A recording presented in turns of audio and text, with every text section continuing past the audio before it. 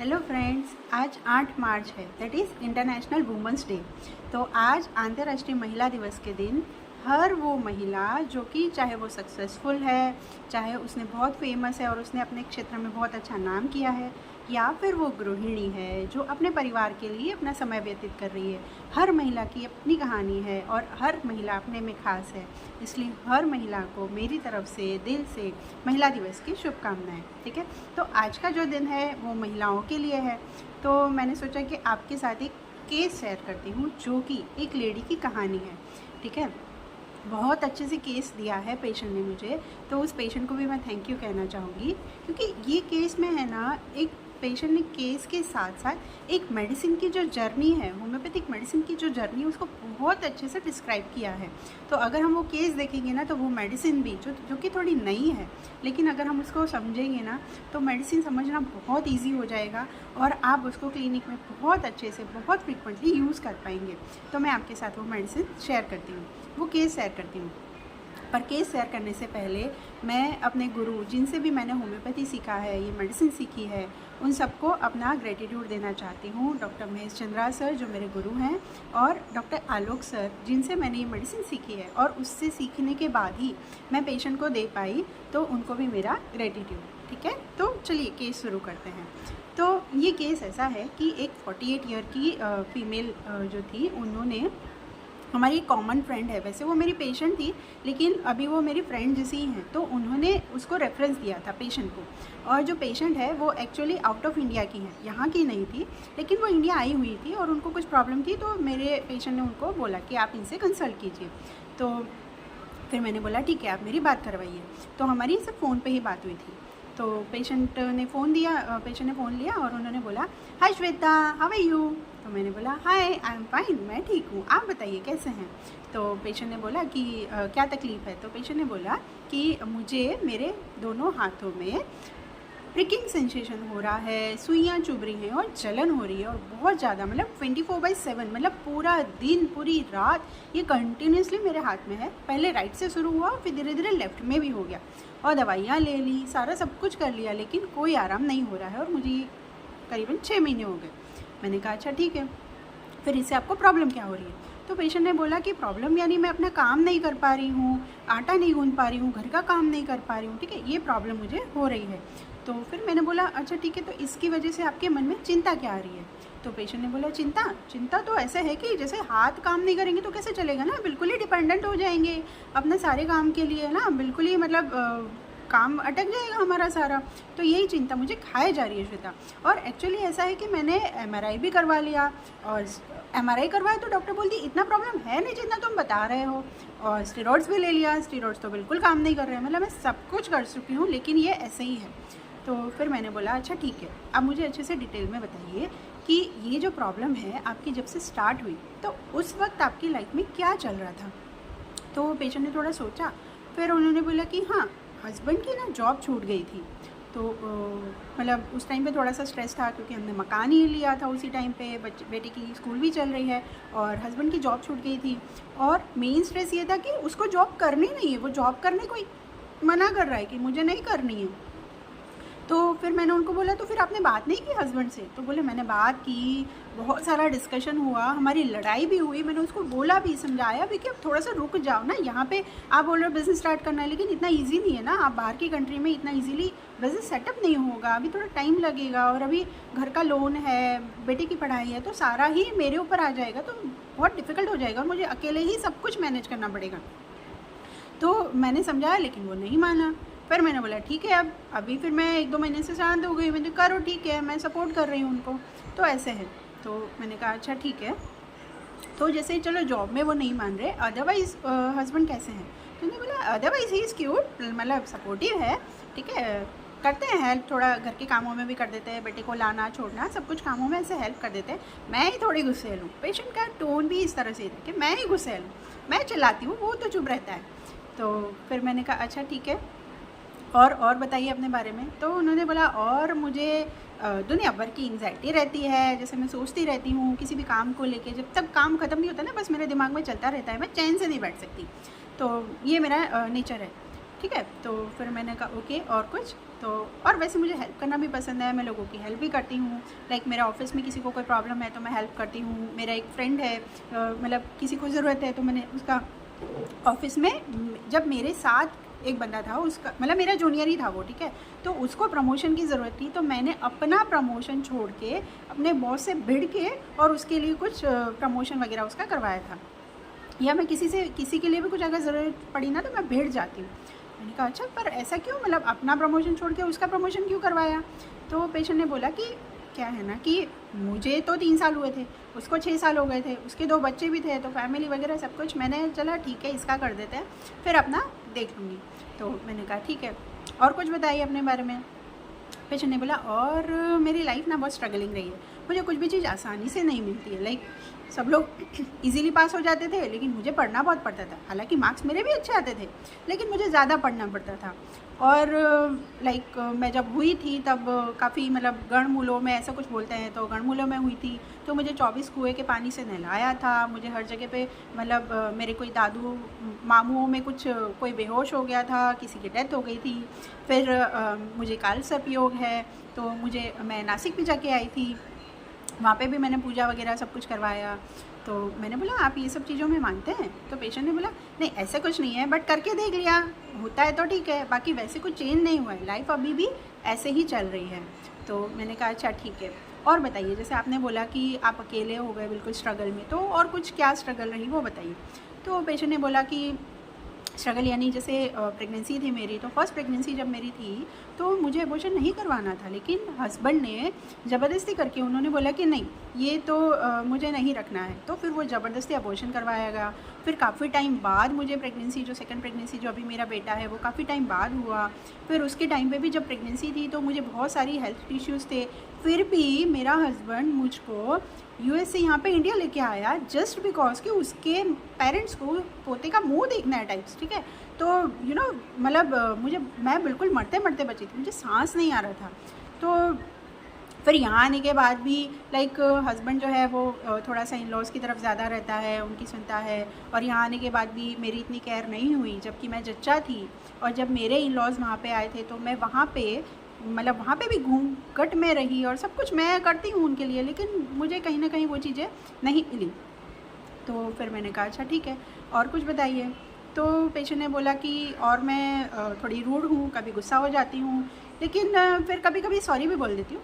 हालांकि वो कम होता है, लेकिन मैं कभी कभी सॉरी बोल देती हूँ जब मुझे लगता है कि नहीं मुझे ज़्यादा गुस्सा हो गया, पर वो 50 में से एक आध बार कभी बोल दिया तो ठीक है। फिर मैंने कहा अच्छा ठीक है और कुछ बताइए।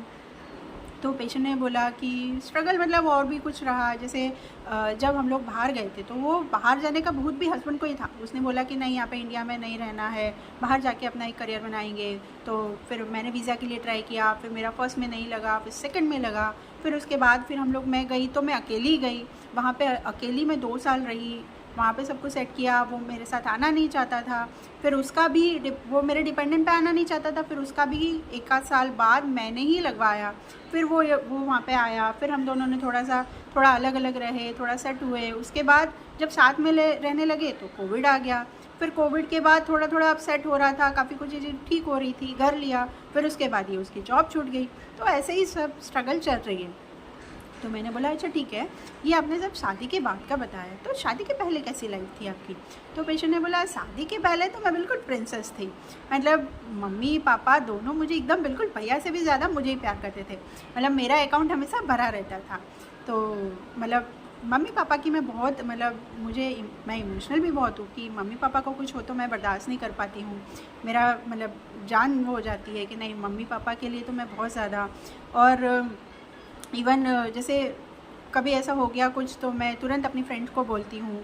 तो मैंने कहा अच्छा ठीक है, तो फ्रेंड्स आपके हैं बहुत सारे? तो उन्होंने बोला कि है फ्रेंड्स की ज़्यादा नहीं है, लेकिन 2-4 फ्रेंड्स जो थी लोग कहीं कहीं कुछ छूट गया, काफ़ी के कॉन्टैक्ट्स डिलीट हो गए या कुछ हो गया, तो अभी इतनी फ्रेंड्स नहीं है। अभी एक फ्रेंड जिसके साथ वो थी तो वो है फ्रेंड जिसको मैं कुछ हो तो मैं बोल सकती हूँ। मैंने कहा अच्छा ठीक है और बताइए। तो उन्होंने बोला कि मैं इमोशनल बहुत हूँ, लेकिन किसी को पता नहीं चलता कि मेरी इतनी इमोशनल साइड में जल्दी किसी को दिखाती नहीं हूँ। और मेरी जो भी फ्रेंड्स हैं ना, ज़्यादातर लड़कियां ही हैं, लड़कों को मैं फ्रेंड नहीं समझती, क्योंकि वो जूती समझती। मैंने कहा अच्छा लड़कों को आप नहीं समझते, मतलब आपने इवन, फिर मैंने उनसे पूछा कि आपने इतना कुछ शादी के बाद हस्बैंड के लिए किया तो वो कैसे? तो पेशेंट ने बोला कि हाँ लव मैरिज ही की है, क्योंकि पता था मम्मी पापा ने बोला शादी तो करनी पड़ेगी, तो किसी से तो करनी है, तो फिर ठीक ठाक लगा तो शादी कर ली। अभी मुझे ऐसा नहीं कि लड़कों से प्रॉब्लम है, मैंने जितनों की भी हेल्प की ज़्यादातर लड़के ही हैं, ऐसा नहीं है, लेकिन जो ज़्यादा बनते हैं ना उन पे मुझे गुस्सा आता है, उनको मुझे फिर लगता है कि इनको क्यों फ्रीडम दी जा रही है ना। वैसे मेरे साथ नहीं होता था, लेकिन जो मेरी कज़िन्स है या हम लोग देखते हैं कि लड़कों को ज़्यादा फ्रीडम मिलती है, उनको घर पे टाइम से आना, ये सब चीज़ें लड़कियों को बोला जाता है, तो ये चीज़ें मुझे थोड़ा सा लगती हैं। फिर मैंने कहा अच्छा ठीक है और बताइए, तो फिर वो हंसने लगी कि आपने सब कुछ ही बुलवा लिया मुझसे। फिर और वैसे मैं मतलब शादी से पहले जैसे जब मैं कुंवारी थी तो उस टाइम पे, तो अभी तो जैसे रिस्पॉन्सिबिलिटी है तो इतना नहीं कर पाते, अदरवाइज़ मुझे स्पोर्ट्स का बहुत शौक़ था, मुझे स्कूल में मुझे पीटी उषा बोलते थे, बट अभी सारी रिस्पॉन्सिबिलिटीज़ हैं। बट और जैसे मायके में तो ये भी था ना कि मैं सबसे बड़ी थी, जैसे मामा और बुआओं में सब में मैं बड़ी थी, तो सब लोग मुझे रिस्पेक्ट भी देते थे, मेरा एग्जाम्पल देते थे कि देखो उसके जैसे बनो, उसके जैसे बनो, तो वो चीज़ें बहुत अच्छी थी। अभी ठीक है शादी के बाद ओके, तो ऐसे सब पेशेंट ने मुझे बताया, तो ये सब पे से मैंने पेशेंट को एक मेडिसिन प्रिस्क्राइब की, और पेशेंट को मतलब वो पेशेंट यही थी तो मैंने उनको भेज दी थी कुरियर से मेडिसिन, और उन्होंने मेडिसिन लेने के बाद 5 दिन में ही उनको 80% 70 to 80% आराम हो गया था, बिल्कुल झुनझुनी कम हो गई थी, जलन कम हो गई थी, हाथों की जो ग्रिप छूट रही थी वो भी, हाथ जो पकड़ नहीं पा रहे थे चीज़ें वो भी ठीक हो गया था, तो उनको बहुत अच्छे से रिलीफ हुआ। तो मुझे लगा कि ये केस मैं आपके साथ शेयर करती हूँ। बहुत ही प्यारा केस था, रिज़ल्ट भी इतना अच्छा आया, तो मैं आपको इसका एनालिसिस बताती हूँ कि इस केस में मैंने कैसे सोचा। ठीक है, तो ये जो केस था ना, ये बेसिकली मैंने ना हाउ पे से किया था कि पेशेंट का हाउ जो होता है ना बहुत इम्पॉर्टेंट होता है। पेशेंट अपने बारे में बताते हैं, लेकिन वो कैसे बताते हैं उससे उनकी एनर्जी हमें एक महसूस होती है, और ये पेशेंट की जो एनर्जी थी वो बहुत लाइवली और वैसी थी, एकदम वाइवेसियस पर्सनालिटी थी। तो उसी पे से हमारे पास मेडिसिन के रूब्रिक्स बहुत सारे हैं। मैं आपको मेडिसिन का नाम बता देती हूँ पहले, तो आप उससे रिलेट करते जाना। मेडिसिन का नाम है पैसर डोमेस्टिका। ठीक है, मेडिसिन जो है ये मेडिसिन बनी है चिड़िया में से। ठीक है, जो इंडियन स्पैरो जो है उसमें से बनी हुई मेडिसिन है, मतलब एनिमल किंगडम की मेडिसिन है। जो बर्ड्स हैं, बर्ड्स में से बनी हुई मेडिसिन है। तो आपको ये पेशेंट में एनिमल की थीम, बर्ड की थीम, वाइवेसिटी और ये सब जो बर्ड्स की थीम है ना वो बहुत अच्छे से रिलेट होती है। तो हम एक एक करके पेशेंट के जो वर्जन्स है या पेशेंट ने जो कहानी पूरी अपनी लाइफ की स्टोरी, मैंने ऑलमोस्ट 40 मिनट के करीब हमने बात की थी, लेकिन पेशेंट ने अपने 40 साल का सफ़र पूरा इस मेडिसिन के इस केस के दौरान बता दिया है। तो ये मेडिसिन आपको बहुत अच्छे से समझ में आएगी। हम इसके रूब्रिक्स देखते हैं कि मैंने रूब्रिक्स क्या क्या सोचे थे। ठीक है, तो फर्स्ट रूब्रिक जो है पैसर डोमेस्टिका जो मेडिसिन है that is prepared from Indian sparrow, जो कि मीशा नॉलैंड और पीटर फ्रेसर सर ने प्रूव की है। तो उनको भी ग्रेटिट्यूड कि इतनी अच्छी मेडिसिन हमें होम्योपैथिक फ्रेटर्निटी को दी उन्होंने। तो इसके रूब्रिक्स हम देखते हैं पहले। ठीक है, तो हाउ ऑफ द पेशेंट कहता था हाय श्वेता। अभी आप सोचो, जो पेशेंट मुझे जानता ही नहीं है, हमने कभी बात नहीं की, वो पेशेंट मुझे बोल रहा है हाय श्वेता, है ना, तो हमें क्या लगेगा ना कितना फ्रैंक पर्सन है। तो यहाँ पे हमारे पास रूब्रिक है communicative, affectionate, vivacious, connection, desire for. ठीक है, ये इजीली कनेक्ट हो गई कि मतलब मुझे कभी कभी होता है पेशेंट जल्दी कनेक्शन नहीं बना पाता, लेकिन पेशेंट ने बहुत ईजीली कनेक्शन बना लिया था। मुझे ऐसा लगा ही नहीं कि मैं किसी पेशेंट से पहली बार बात कर रही हूँ। तो connection, desire for, communicative, expansive, बहुत अच्छे से सारी चीज़ें उन्होंने, जो स्ट्रगलिंग उन्होंने बोला तो मैंने बोला स्ट्रगलिंग बताइए। उन्होंने सारी चीज़ें बहुत अच्छे से एक्सपांड करके कि वो क्या फील करती हैं, कैसे उनकी लाइफ में सब कुछ रहा, वो सब कुछ बताया है। ठीक है, तो यहाँ पे कम्युनिकेटिव, एक्सपांसिव मैंने सोचा था। फिर एक और रूब्रिक है हमारे पास दैट इज़ ब्रदरहुड सेंसेशन। ठीक है, आपको फील होगा ना कि कनेक्शन बन गया है, भाईचारे की भावना जो है वो पेशेंट में फील हो रही थी, तो brotherhood sensation. Then attracting others, जैसे पेशेंट की बात करने की जो टोन थी इतनी लाइवली, इतनी वाइब्रेशंस थी, मुझे भी अच्छा लगा था पेशेंट से बात करके। ठीक है, तो दैट इज़ अट्रैक्टिंग अदर्स। तो ये सारे रूब्रिक पेशेंट के हाउ पे से हो गए। अभी पेशेंट ने जो भी बताया, जो भी उसका नेचर था, जो भी प्लस माइनस दोनों चीज़ें बहुत अच्छे से बताई, ठीक है। पेशेंट ने जैसे बोला कि मैं गुस्सैल हूँ, है ना, मैं ही ज़्यादा बोलती हूँ, मैं ही गुस्सा कर देती हूँ, या मैं रूड हूँ, ठीक है। अपनी दिल की जो भी बात थी उन्होंने दिल खोल के बताई। तो यहाँ पे हम लोग लगा सकते हैं honest and truth telling, the plain truth, जो भी था सच, बिल्कुल सच उन्होंने अच्छे से बताया, ठीक है। या पेशेंट जिस तरह से बोल रही थी ना, अपनी बातें खुल के दिल से बात कर रही थी, तो वहाँ पे हमारे पास रूब्रिक है expressing desire to express herself, मतलब अपने आप को एक्सप्रेस करना चाहती है। Talking desire, talking in pleasure of his own talk, मतलब मज़ा आ रहा था उनको अपनी बातें करने में, क्योंकि कोई उनको सुने। पेशेंट की डिज़ायर, जैसे पैसर डोमेस्टिका रहती है ना, वो जैसे हम देखो पंछी को देखो या चिड़िया को देखो तो ची करती रहती है ना, ऐसे ही आपको पेशेंट में वो वाइवेसिटी, वो लोक्वासिटी मिलेगी। जैसे ये भी अपनी बातें अच्छे से खुल के, दिल, उनका टोन भी इतना अच्छा था, इवन दुख की बात वो बता रही थी, लेकिन वो इतने अच्छे से लाइवली वे में उन्होंने पूरा केस बताया, ठीक है। तो talking in pleasure in his own talk, मतलब खुद की बातें करने में उनको मज़ा आ रहा था, वो अच्छे से एक्सप्रेस कर रही थी, तो वो एक्सप्रेसिंग डिज़ायर, ठीक है। फिर पेशेंट ने जैसे बताया कि मैं शांति से नहीं बैठ सकती, मुझे बहुत जल्दी जल्दी रहती है, मैं वेट नहीं कर सकती। तो यहाँ पे हम रूब्रिक ले सकते हैं busy, fruitless, fastidious, ennui boredom, मतलब जल्दी से बोर हो जाती हैं। Rest can not until the things are in proper place, मतलब काम नहीं हो जाता तब तक उनको ठीक नहीं लगता है। वेट नहीं कर सकती हैं, कुछ ना कुछ करना है। जैसे हम चिड़िया को भी देखो, आप उसे रिलेट करते जाओ, जैसे चिड़िया को भी देखो ना, वो इधर गई, इधर से दाना, इधर से फुदक के उधर बैठी, उसका कोई रीज़न नहीं होता है, लेकिन वो चिड़िया करती हैं ऐसे, यहाँ से गई वहाँ गई, तो ये बिजी रहते हैं। बर्ड्स को देखो आप, कभी आपको ऐसे बैठे हुए 1 घंटे 2 घंटे कहीं एक जगह बैठे आपको नहीं मिलेंगे। जनरली आप देखो बर्ड्स बहुत एक्टिव रहते हैं, घूमते रहते हैं आकाश में, उनका एक रूटीन होता है, बट वो बैठे नहीं रहते हैं। तो ऐसे ही ये थीम भी ये पेशेंट में थी कि बहुत बिजी रहती थी, एक्टिव रहती थी, और सब कुछ मैनेज भी अच्छे से कर रही थी, ठीक है।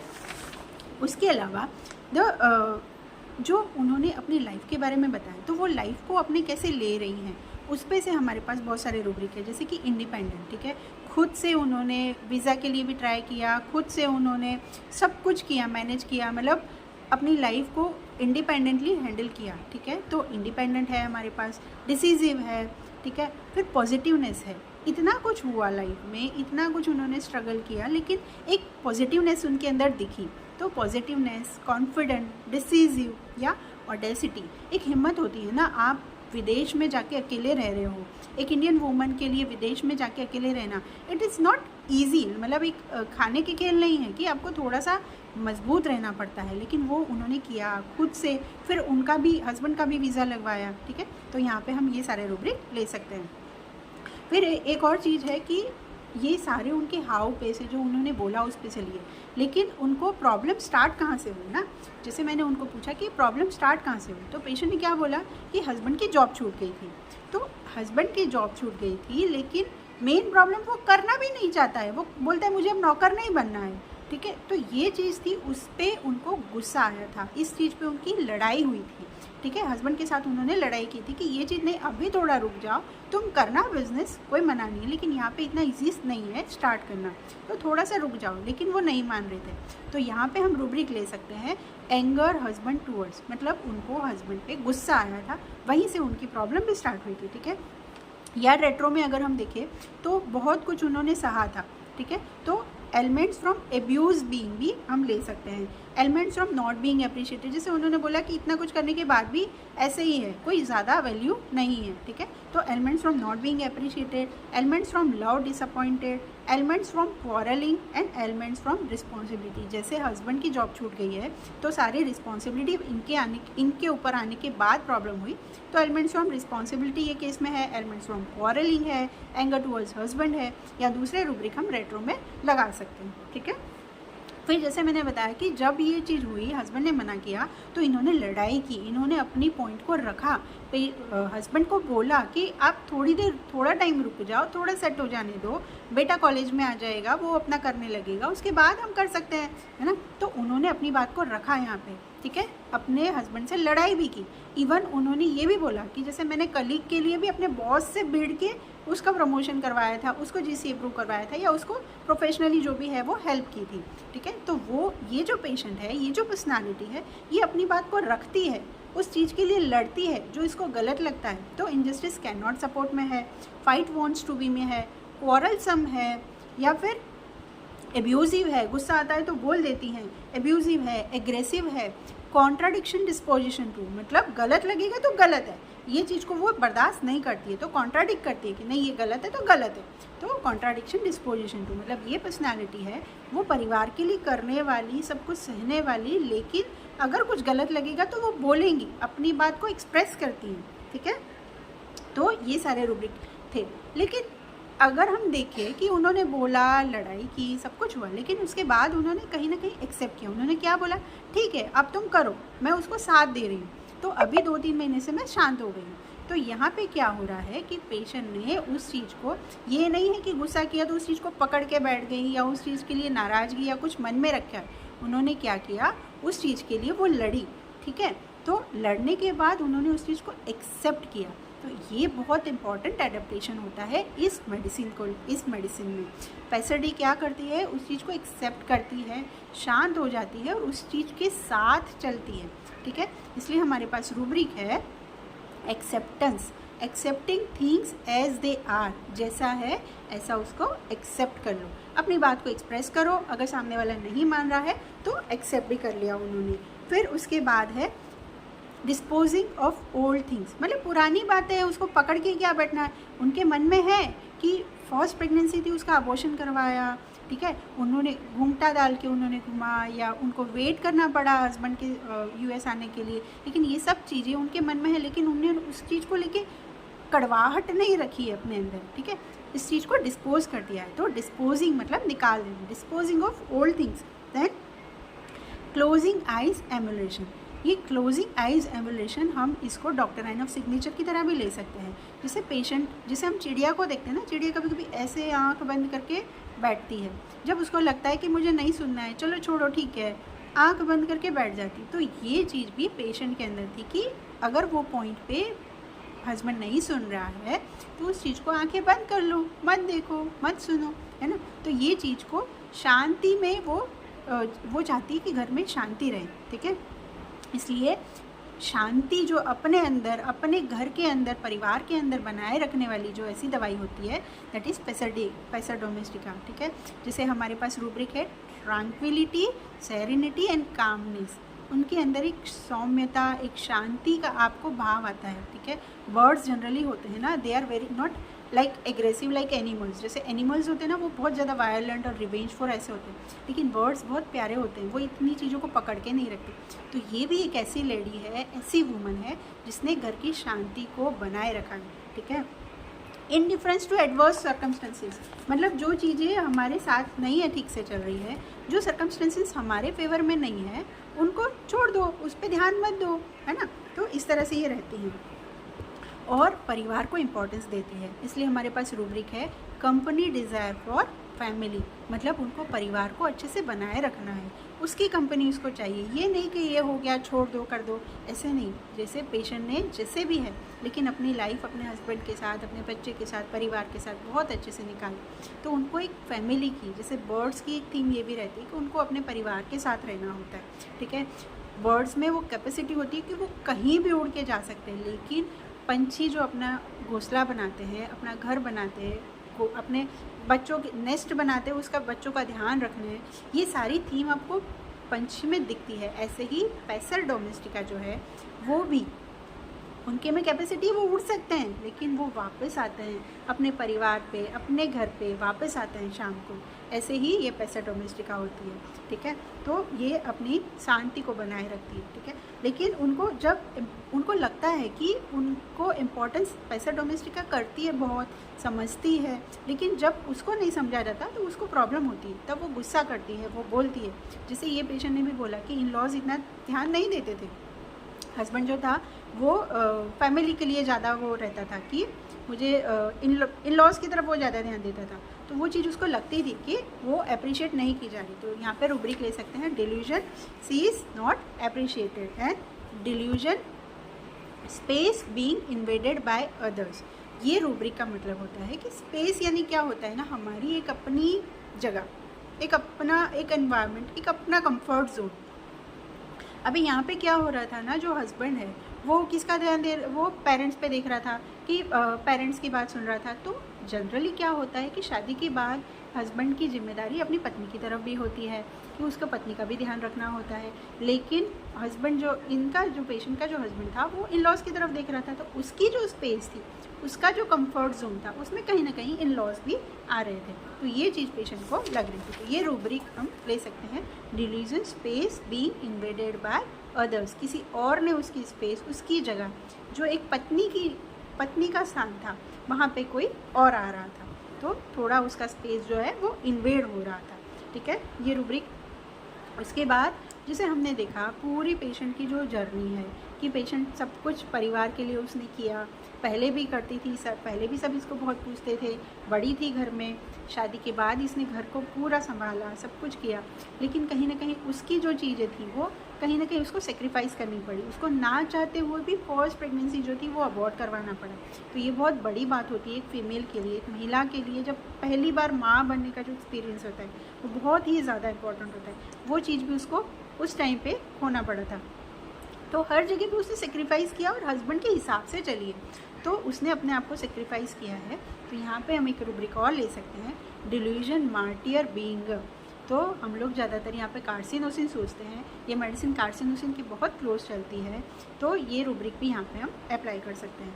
फिर जैसे पेशेंट ने बोला, एक चीज़ और पेशेंट ने बोली थी कि मुझे ऑफिस में तो ये करती हैं, लेकिन बाहर भी जैसे कहीं घूमने गए, केदारनाथ या कोई धार्मिक स्थलों पे या कहीं जाती हूँ ना, तो मैं लोगों को खाना वाना खिला देना, ऐसे दे देना, मैं दे के आती हूँ, मुझे अच्छा लगता है। ठीक है, तो ये पेशेंट जो बोल रही थी ना, उसके जो टोन था वहाँ पे हमें एक चीज़ महसूस होगी कि देने वाली है, तो बेनोवलेंस है यहाँ पे।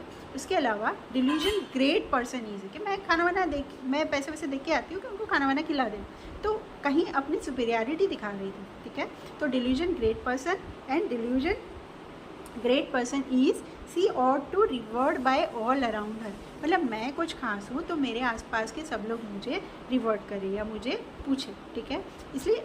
और जैसे लास्ट में जो पेशेंट ने बोला ना कि पहले जो शादी के पहले की जो लाइफ थी, तो वहाँ पे मैं बड़ी थी तो सब लोग मुझे रिस्पेक्ट देते थे कि इसके जैसा बनो, इसके जैसे देखो। ठीक है, मैं लड़की भी थी और सब लोग मुझे पूछते भी थे। तो यहाँ पे एक रूब्रिक है, उसने पेशेंट ने बोला कि मुझे पहले रिस्पेक्ट मिलता था, तो रिस्पेक्ट पहले मिलता था यानी अभी नहीं मिलता है, अभी उसको डिज़ायर है, क्योंकि अभी क्या है, हस्बैंड उसकी ज़्यादा नहीं सुन रहा है, तो वो जो रिस्पेक्ट उसको मिलना चाहिए वो नहीं मिल रहा है, तो वो डिज़ायर है। तो एक रूब्रिक और हमें मिलेगा रिस्पेक्ट डिज़ायर्स। ठीक है, तो ये सारे रूब्रिक। इसके अलावा एक और चीज़ थी, जैसे पेशेंट ने मुझे बोला था लास्ट में कि अभी ऐसा है ना कि इतने साल हो गए, सब कुछ कर लिया, लेकिन अब मुझे ऐसा लगता है कभी कभी कि जैसे बेटा बड़ा हो जाएगा, जैसे अब कॉलेज में चला जाएगा, उसके बाद में कुछ सालों बाद ना मैं इंडिया आ जाने वाली हूँ, फिर मस्त आराम से घर में रहेंगे, 2-3 नौकर रखो और आराम से खाओ। ठीक है, हस्बैंड को आना है तो आए। तो ये उनका लास्ट जो था, उसमें भी हमें एक रूब्रिक मिलेगा कंट्री साइड डिज़ायरफुल, जिसे पेशेंट को अपने कंट्री साइड मतलब अपने देश में जाना है। ठीक है, ये सारे रूब्रिक्स मैंने काफ़ी सारे रेट्रो में अप्लाई किए थे, तो ये एक मेडिसिन की बहुत अच्छी से जर्नी बन गई है। और एक और रूब्रिक है जो बहुत कोर और बहुत ही ज़्यादा इंपॉर्टेंट रूब्रिक है, जिसके थ्रू आप एंट्री कर सकते हो पैसा डोमेस्टिका में, that is intimacy desire for.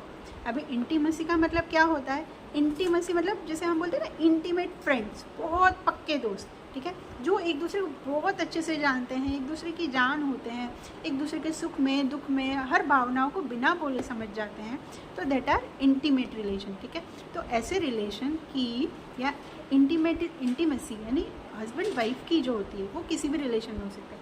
Husband wife की यहाँ पे बात थी क्योंकि पेशेंट को हस्बैंड पे गुस्सा था, तो पेशेंट को चाहती कि जितना अच्छे से मैं आपको समझ रही हूँ, मैं आपके साथ चल रही हूँ, ऐसा आप भी मुझे समझो, आप भी मुझे उसी तरह से समझो और मेरे साथ चलो। ठीक है, वो डिज़ायर थी पेशेंट की, पेशेंट को मिल नहीं रहा था, लेकिन पेशेंट की डिज़ायर थी। ठीक है, उसका जो लव, उसने तो लव मैरिज किया था, उसने सोचा था कि हस्बैंड के साथ हो जाएगा, लेकिन कहीं ना कहीं उसकी जो इच्छाएं थी वो डिसअपॉइंटमेंट मिला उसको, ठीक है। तो वो इंटीमेसी की, इतनी क्लोज रिलेशन की पेशेंट की चाह थी। तो यहाँ पे हम रूब्रिक इंटीमेसी डिज़ायर फॉर भी ले सकते हैं।